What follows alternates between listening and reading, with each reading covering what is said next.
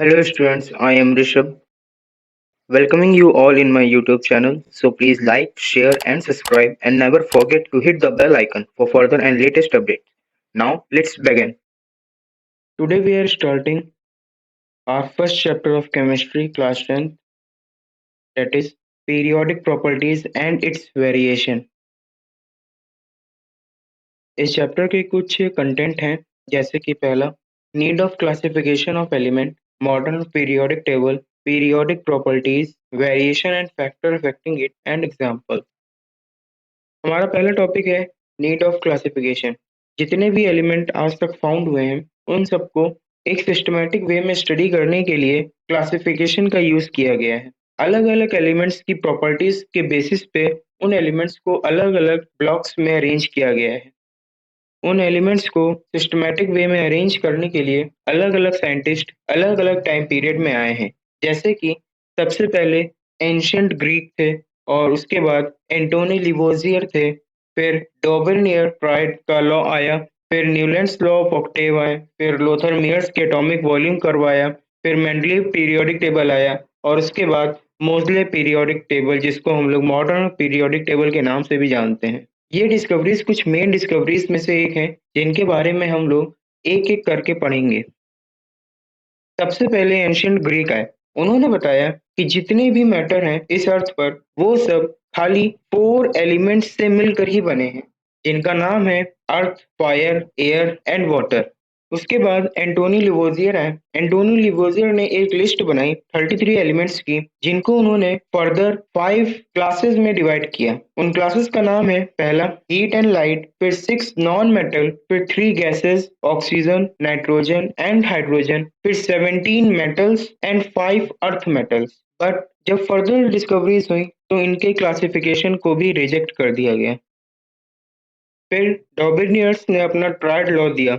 इन्होंने similar atoms को 3 के ग्रुप में अरेंज किया। इन्होंने बताया कि मिडिल एलिमेंट का एटॉमिक वेट हम लोग बाकी 2 के एवरेज से निकाल सकते हैं। जैसे कि यहाँ पे एग्जांपल्स दिए गए हैं। पहले एग्जांपल में 3 का ग्रुप बना है, पहला क्लोरीन, दूसरा ब्रोमीन, तीसरा आयोडीन, और ब्रोमीन का वेट निकाला गया है जो कि एक्चुअली में 79 होता है, लेकिन यहाँ पे 81.25 अप्रोक्सीमेट वेट निकल के आया है। और दूसरे केस में जो कि अल्कली मेटल्स का है जिसमें लिथियम, सोडियम एंड पोटेशियम का यूज किया गया है, उसमें सोडियम का वेट निकाला गया है 23 जो कि एग्जैक्टली सेम एटॉमिक वेट है। कुछ एलिमेंट्स के एटॉमिक वेट ना मिलने की वजह से इनके क्लासिफिकेशन को भी कुछ रिजेक्शन पॉइंट मिले हैं।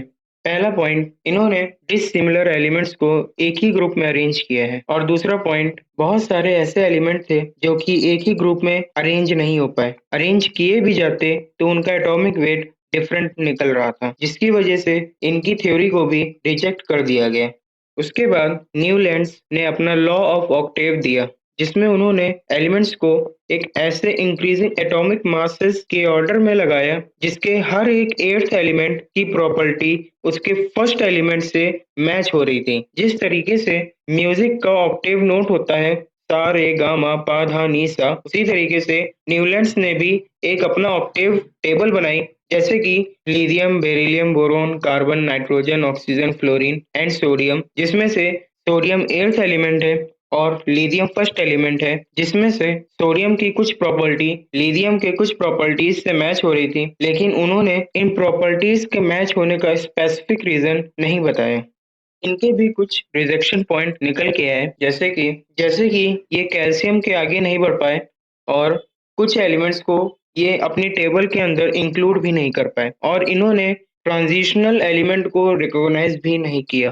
फिर लोथर मेयर्स ने अपना एटॉमिक वॉल्यूम कर्व थ्योरी दी। उन्होंने सारे एलिमेंट्स के atomic masses and atomic volume के बीच में कर्व बनाया और बताया कि ऐसे एलिमेंट जिनकी प्रॉपर्टीज सिमिलर है वो सिमिलर पोजीशन ऑक्युपाई करते हैं उनके कर्व में। फॉर एग्जांपल, जितने भी अल्कली मेटल्स थे वो सब उस कर्व के पीक पॉइंट पर प्रेजेंट थे। इनकी डिस्कवरी को भी बाद में रिजेक्ट कर दिया गया क्योंकि इन्होंने जितनी भी प्रॉपर्टीज दी थी वो सब एलिमेंट्स के फिजिकल प्रॉपर्टीज जैसे कि एटॉमिक वॉल्यूम, एटॉमिक साइज से रिलेट करती थी, जिसका कोई भी एम्पेरिकल लॉजिकल क्लासिफिकेशन नहीं दिया था और ऐसी वैल्यूज को रिमेम्बर करना भी डिफिकल्ट था।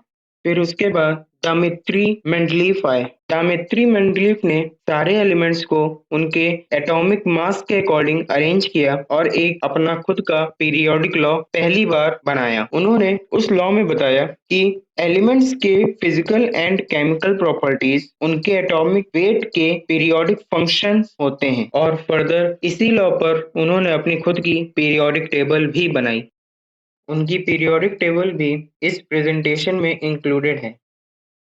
उनकी पीरियोडिक के कुछ फीचर्स भी हम लोग डिस्कस करते हैं। पहला, उन्होंने अपनी रिसर्च को 33 एलिमेंट जो कि उस टाइम पे प्रेजेंट थे उसके अकॉर्डिंग बनाया। दूसरा, उन्होंने हाइड्राइड एंड ऑक्साइड्स के फॉर्मेशन की भी स्टडी की। तीसरा, उन्होंने अपनी पीरियोडिक टेबल में ग्रुप्स एंड पीरियड्स को भी इंट्रोड्यूस किया। उन्होंने अपनी टेबल में कुछ फ्यूचरिस्टिक एलिमेंट्स को भी प्रिडिक्ट किया, जैसे कि एका बोरॉन, एका एल्यूमिनियम, एका मैग्नीज, एका सिलिकॉन, जो कि फर्दर डिस्कवरीज में स्कैंडियम, टेक्टेनियम, गैलियम एंड जर्मेनियम के फॉर्म में प्रेजेंट हुए।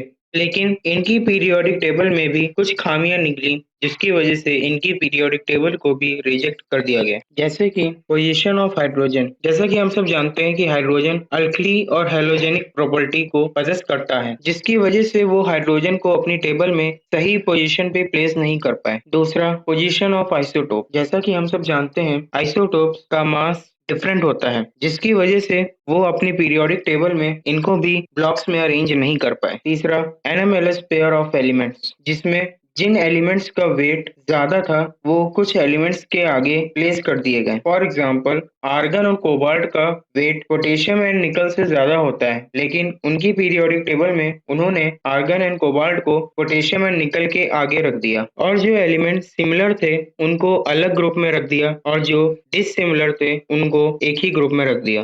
फिर आए मोज़ले। उन्होंने एक इम्पोर्टेंट डिस्कवरी की एटॉमिक नंबर के ऊपर और फोकस किया इलेक्ट्रॉनिक कॉन्फ़िगरेशन सिस्टम के ऊपर। उन्होंने कहा किसी भी एलिमेंट की फिजिकल एंड केमिकल प्रॉपर्टी उसके एटॉमिक नंबर के पीरियोडिक फंक्शंस होते हैं। इस प्रॉपर्टी के बेसिस पर बोहर्स ने एक long form periodic table construct की, जिसका नाम रखा गया मॉडर्न पीरियोडिक टेबल।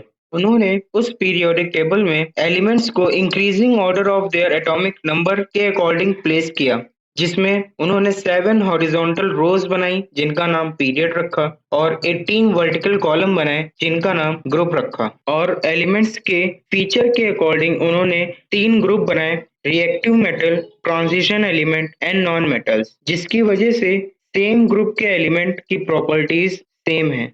अब हम बात करेंगे मॉडर्न पीरियोडिक टेबल के पीरियड्स के बारे में। पहला पीरियड वेरी शॉर्ट पीरियड कहलाता है, जिसमें सिर्फ 2 एलिमेंट्स प्रेजेंट हैं। दूसरा और तीसरा पीरियड शॉर्ट पीरियड कहलाता है, जिसमें 8 एलिमेंट्स प्रेजेंट होते हैं जिनका एटॉमिक नंबर 3 से 10 एंड 11 से 18 है। चौथा पीरियड और पांचवा पीरियड लॉन्ग पीरियड कहलाता है, जिसमें 18 एलिमेंट्स प्रेजेंट हैं जिनका एटॉमिक नंबर 19 से 36 एंड 37 से 54 है। छठा पीरियड और सातवां पीरियड वेरी लॉन्ग पीरियड कहलाता है, क्योंकि उसमें कुछ एक्स्ट्रा एलिमेंट्स आ जाते हैं जिनको इनर ट्रांजिशन एलिमेंट्स के नाम से भी जानते हैं, और इनमें 32 एंड 32 प्लस एलिमेंट्स प्रेजेंट हैं। अब हम बात करेंगे पीरियड की कुछ प्रॉपर्टीज के बारे में। पहली property similarity. Modern periodic table में लेफ्ट टू राइट जाने पर नंबर ऑफ शेल्स सेम रहती हैं और number of valence electron 1 by 1 increase करते हैं। एक और प्रॉपर्टी आती है जिसको हम लोग ब्रिज या फिर डायगोनल एलिमेंट्स के नाम से भी जानते हैं। इस प्रॉपर्टी में पीरियड 2 एंड पीरियड 3 के बीच में जो भी एलिमेंट्स आते हैं उनमें ग्रुप 1 के एलिमेंट की प्रॉपर्टी ग्रुप 2 के एलिमेंट की प्रॉपर्टी से कुछ मैच करती है, जिसकी वजह से इन एलिमेंट्स को ब्रिज एलिमेंट या फिर डायगोनल एलिमेंट्स कहते हैं।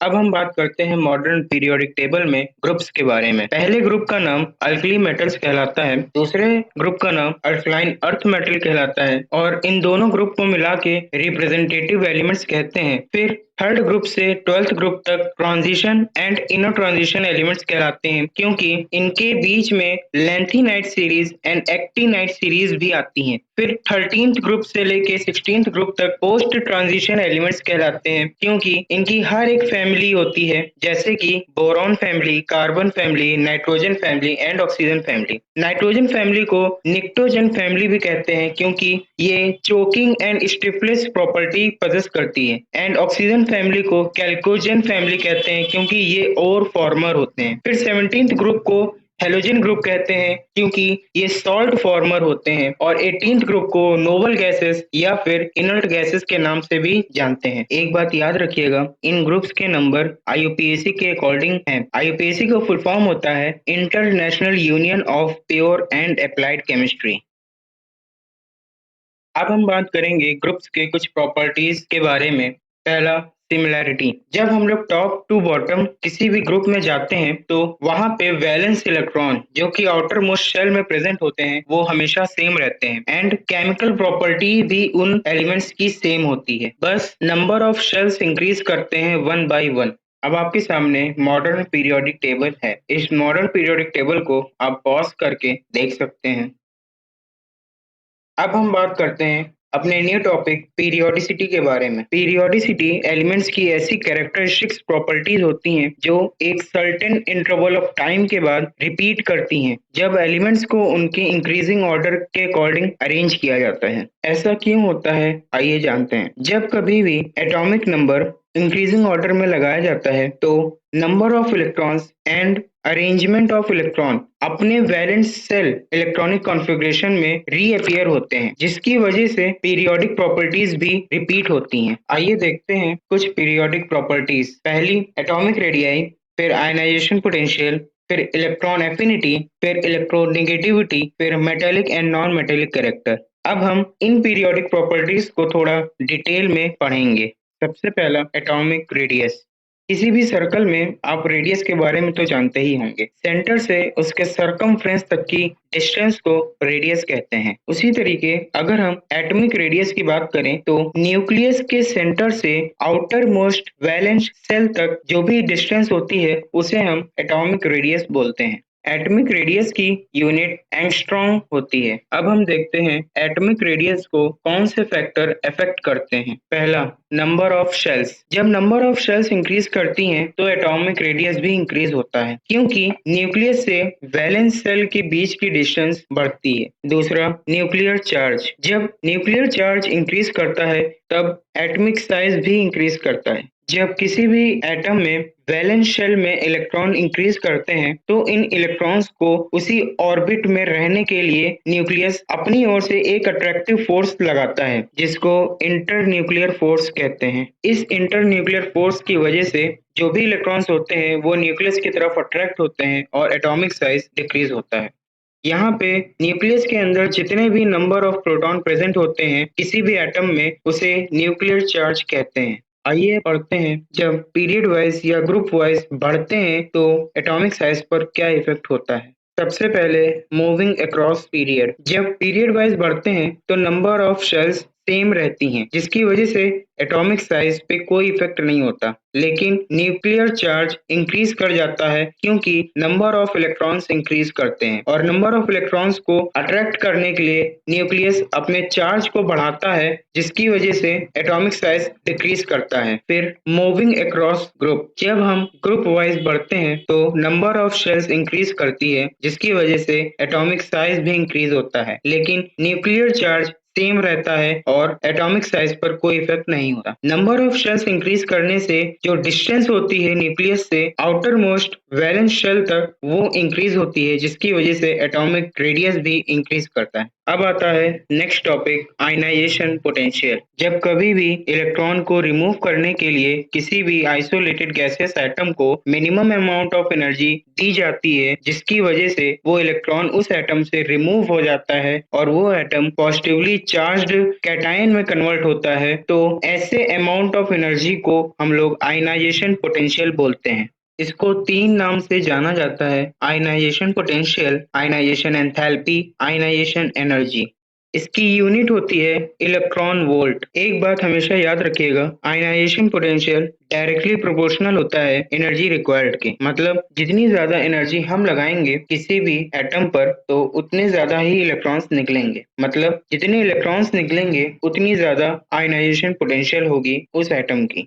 अब हम बात करते हैं मल्टीपल आयनाइजेशन पोटेंशियल के बारे में। सबसे पहले फर्स्ट आईपी, जैसा कि आप देख पा रहे हैं यहाँ पे एक मेटेलिक गैसियस आइसोलेटेड एटम रखा हुआ है। अगर हम इसमें कम एनर्जी लगाते हैं तो एक इलेक्ट्रॉन उसके वैलेंस शेल से निकलता है और मेटल पे फर्स्ट पॉजिटिव चार्ज चढ़ता है, लेकिन उसके बाद अगर हम थोड़ी सी एनर्जी उसको और दें तो एक और इलेक्ट्रॉन उसके वैलेंस शेल से निकलता है और उसके ऊपर +2 पॉजिटिव चार्ज चढ़ता है। इसको बोलते हैं हम लोग मल्टीपल आयनाइजेशन पोटेंशियल, जिसमें से फर्स्ट आईपी की पावर जो होती है वो लेस होती है, लेकिन जो सेकंड आईपी की पावर होती है वो ज्यादा होती है। अब हम बात करते हैं आयनाइजेशन पोटेंशियल को कौन से फैक्टर अफेक्ट करते हैं। पहला, एटॉमिक साइज। एटॉमिक साइज जब इंक्रीज होता है तो आयनाइजेशन पोटेंशियल डिक्रीज होता है। ऐसा इसलिए होता है क्योंकि एटॉमिक साइज इंक्रीज होने की वजह से आउटर मोस्ट वैलेंस शेल के इलेक्ट्रॉन्स पे जो न्यूक्लियर चार्ज होता है उसका अमाउंट कम होता है और कम एनर्जी देने पर वो इजिली रिमूव हो जाता है, जिससे आईपी वैल्यू कम होती है। Second, nuclear charge. जब न्यूक्लियर चार्ज इंक्रीज करता है तो आयनाइजेशन पोटेंशियल भी इंक्रीज करता है। ऐसा इसलिए होता है क्योंकि जब न्यूक्लियर चार्ज इंक्रीज करता है तो आउटर मोस्ट वैलेंस शेल के इलेक्ट्रॉन्स पर न्यूक्लियर अट्रैक्शन बढ़ता है, जिसकी वजह से हमें उसे ज्यादा एनर्जी देनी पड़ती है इलेक्ट्रॉन्स को रिमूव करने के लिए, जिसकी वजह से उसकी आईपी वैल्यू बढ़ जाती है। अब देखते हैं आयनाइजेशन पोटेंशियल पे across the period and across the group जाने पर क्या इफेक्ट होता है। अक्रॉस द पीरियड जाने पर एटॉमिक रेडियाई डिक्रीज करता है, जिसकी वजह से आयनाइजेशन पोटेंशियल इंक्रीज करता है, लेकिन न्यूक्लियर चार्ज इंक्रीज करता है एंड आयनाइजेशन पोटेंशियल भी इंक्रीज होता है। लेफ्ट टू राइट जाने पर एटॉमिक रेडियस डिक्रीज होता है क्योंकि एक एक करके नंबर ऑफ इलेक्ट्रॉन्स इंक्रीज होते हैं across the period. Number of electron increase होने की वजह से इंटर न्यूक्लियर फोर्स भी इंक्रीज हो जाता है और इलेक्ट्रॉन्स को एक साथ बाइंड करता है अपनी तरफ, जिसकी वजह से एटॉमिक रेडियस डिक्रीज होता है और इलेक्ट्रॉन्स को निकालने के लिए हमें ज्यादा एनर्जी देनी पड़ती है। फिर बात करते हैं moving across the group. Group के अकॉर्डिंग जाने पर एटॉमिक रेडिया इंक्रीज करता है और आयनाइजेशन पोटेंशियल डिक्रीज करती है, लेकिन न्यूक्लियर चार्ज इंक्रीज होता है और आयनाइजेशन पोटेंशियल भी इंक्रीज होता है। ग्रुप के अकॉर्डिंग जाने पर नंबर ऑफ शेल्स इंक्रीज करती हैं, जिसकी वजह से न्यूक्लियस से आउटर मोस्ट वैलेंस शेल की डिस्टेंस बढ़ जाती है और ये डिस्टेंस बढ़ने की वजह से हमें इलेक्ट्रॉन्स निकालने के लिए कम एनर्जी देनी पड़ती है और उसकी वजह से आईपी वैल्यू डिक्रीज हो जाती है। फिर आता है हमारा नेक्स्ट टॉपिक, इलेक्ट्रॉन एफिनिटी। जब कोई इलेक्ट्रॉन किसी भी न्यूट्रल आइसोलेटेड एटम से ऐड होता है तो वो कुछ अमाउंट की एनर्जी को निकालता है, जिसकी वजह से वो एटम निगेटिवली चार्ज्ड एनायन में कन्वर्ट हो जाता है। इसको आप इस तरीके से समझ सकते हैं कि अगर एक पानी भरे गिलास में एक बॉल डाल दें तो उसमें से उतना ही पानी निकलेगा जितना उस बॉल का मास होगा। सिमिलरली यहाँ से जो भी एनर्जी निकल रही है वो उस इलेक्ट्रॉन की एनर्जी के इक्वल है जो उस एटम से जुड़ रहा है। इसकी यूनिट भी आयनाइजेशन पोटेंशियल से सिमिलर होती है, इलेक्ट्रॉन वोल्ट, लेकिन ये निगेटिव में होता है क्योंकि इससे एनर्जी निकल रही है।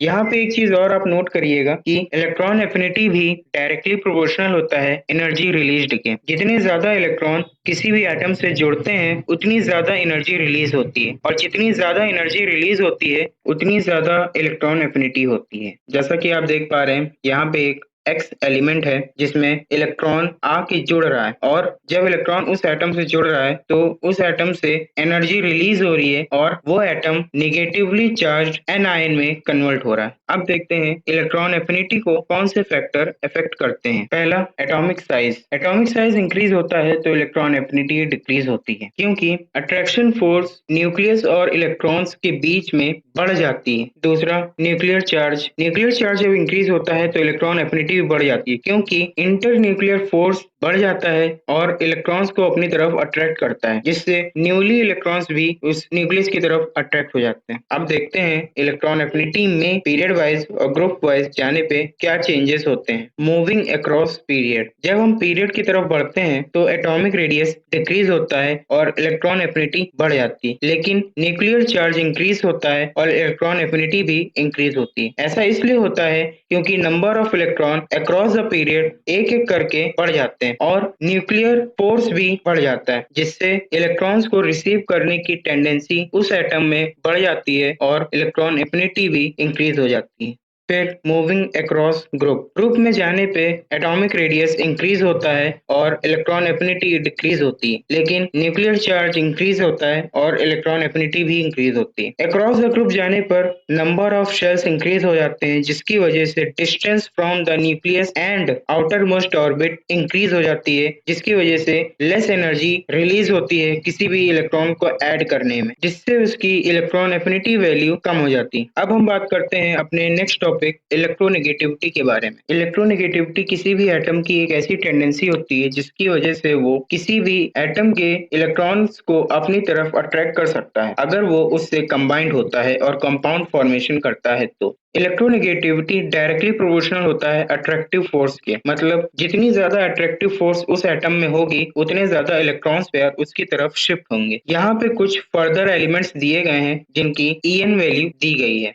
यहाँ पे आप देख सकते हैं कि एक सोडियम एलिमेंट है जिसकी En वैल्यू 0.9 है और एक क्लोरीन एलिमेंट है जिसकी En वैल्यू 3.0 है। जब सोडियम क्लोरीन से अटैच होता है और कंपाउंड बनाता है तो क्लोरीन की En वैल्यू ज्यादा होने की वजह से जो इलेक्ट्रॉन पेयर बनते हैं वो क्लोरीन की तरफ शिफ्ट हो जाते हैं। लेकिन यहाँ पे एक दूसरा एग्जाम्पल भी है जिसमें क्लोरीन अपना खुद का मॉलिक्यूल फॉर्मेशन कर रहा है, जिसमें क्लोरीन की En वैल्यू दोनों तरफ इक्वल है, जिसकी वजह से इलेक्ट्रॉन पेयर किसी भी क्लोरीन एटम की तरफ शिफ्ट नहीं हो रहे हैं, वो बीच में है। अब बात करते हैं इलेक्ट्रोनेगेटिविटी को कौन से फैक्टर अफेक्ट करते हैं। पहला, एटॉमिक साइज इंक्रीज होता है तो इलेक्ट्रोनेगेटिविटी डिक्रीज होती है। जब एटॉमिक साइज बढ़ता है तो अट्रैक्शन फोर्स जो कि न्यूक्लियस और आउटर मोस्ट शेल में लग रहा है वो कम हो जाता है, जिसकी वजह से इलेक्ट्रॉन्स को अपनी तरफ अट्रैक्ट करने की पावर उस एटम के लिए कम हो जाती है। दूसरा, न्यूक्लियर चार्ज। जब न्यूक्लियर चार्ज इंक्रीज होता है तो इलेक्ट्रोनेगेटिविटी भी इंक्रीज होती है, क्योंकि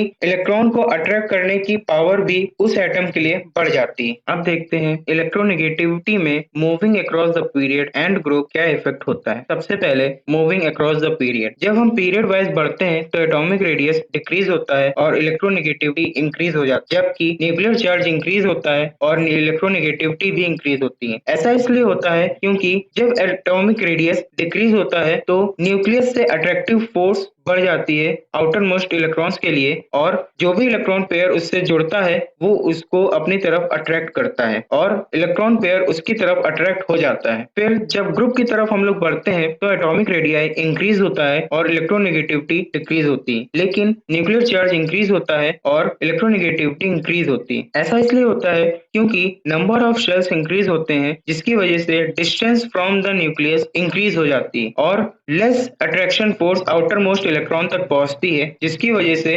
इलेक्ट्रोनेगेटिविटी का रेशियो कम हो जाता है और इलेक्ट्रॉन्स पेयर जो भी होते हैं उसको अट्रैक्ट नहीं कर पाता है। मोस्ट इलेक्ट्रोनेगेटिव एलिमेंट फ्लोरीन होता है। अब बात करते हैं अपने next topic metallic and non metallic character के बारे में। जब कभी भी कोई एटम इलेक्ट्रॉन्स को लूज करता है अपने वैलेंस शेल से तो उसे मेटल कहा जाता है, और जब कोई एटम किसी भी इलेक्ट्रॉन को एक्सेप्ट करता है अपने वैलेंस शेल में तो उसे नॉन मेटल कहा जाता है। इसी से उस एटम की metallic characteristics and non metallic characteristics मिलती हैं। अब देखते हैं कौन से फैक्टर मेटेलिक कैरेक्टर को अफेक्ट करते हैं। एटॉमिक साइज जब इंक्रीज होता है तो आयनाइजेशन पोटेंशियल डिक्रीज हो जाता है। ऐसा इसलिए होता है क्योंकि एटॉमिक रेडियस बढ़ने पे इलेक्ट्रॉन्स को रिमूव करने की पावर कम हो जाती है, जिसकी वजह से उसकी आईपी पावर कम हो जाती है और इलेक्ट्रॉन इजिली रिमूव हो जाता है। अब देखते हैं कौन से फैक्टर नॉन मेटेलिक कैरेक्टर्स को अफेक्ट करते हैं। एटॉमिक साइज जब डिक्रीज होता है तो आयनाइजेशन पोटेंशियल इंक्रीज हो जाता है। ऐसा इसलिए होता है क्योंकि एटॉमिक रेडियस डिक्रीज होने पर आईपी वैल्यू बढ़ जाती है और इलेक्ट्रॉन्स को रिमूव करने के लिए ज्यादा पावर देनी पड़ती है और इलेक्ट्रॉन्स लूज होने की बजाय गेन होना शुरू हो जाते हैं क्योंकि इंटर न्यूक्लियर फोर्स बढ़ जाती है। अब देखते हैं moving across the group and period metallic characters पे क्या इफेक्ट होता है। जब हम पीरियड वाइज बढ़ते हैं तो number of electrons valence shell में इंक्रीज होते हैं, जिसकी वजह से मेटेलिक कैरेक्टरिस्टिक्स डिक्रीज हो जाती है। लेकिन जब हम ग्रुप वाइज बढ़ते हैं तो नंबर ऑफ शेल्स इंक्रीज होते हैं, जिसकी वजह से मेटेलिक कैरेक्टर भी इंक्रीज हो जाता है। ऐसा इसलिए होता है क्योंकि moving down the group nucleus और आउटर मोस्ट शेल के बीच में डिस्टेंस बढ़ जाती है और इलेक्ट्रॉन्स को लूज करने के लिए पावर कम लगती है। अब हम देखते हैं नॉन मेटेलिक कैरेक्टर्स में moving across the period and group क्या इफेक्ट होता है। जब हम पीरियड वाइज बढ़ते हैं तो नंबर ऑफ इलेक्ट्रॉन्स के इंक्रीज होने की वजह से नॉन मेटेलिक कैरेक्टरिस्टिक्स भी इंक्रीज हो जाता है, लेकिन जब हम ग्रुप वाइज बढ़ते हैं तो नंबर ऑफ शेल्स के इंक्रीज होने की वजह से नॉन मेटेलिक कैरेक्टर डिक्रीज हो जाता है। Thanks for watching. अगर आपको ये वीडियो पसंद आई हो तो प्लीज इसे लाइक, शेयर एंड सब्सक्राइब जरूर कीजिए। अगर आपको इस टॉपिक से रिलेटेड कोई भी क्वेरीज हैं तो वो आप कमेंट सेक्शन में मुझसे पूछ सकते हैं। Thank you.